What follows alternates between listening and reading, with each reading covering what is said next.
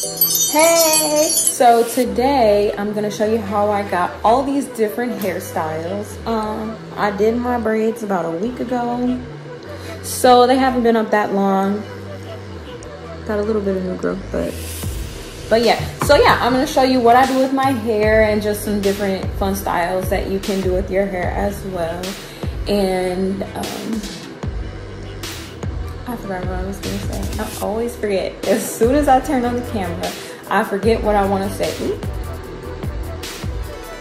Oh yeah, so there will be two parts to this video. This is the first part, and the second part I'll post after. And then also, if you want to see how I did my braids, they're knotless. It's gonna be a video coming on that too. So yeah, just stay tuned and subscribe to my channel so you can see all my new content. Let's get into this video and let's get started.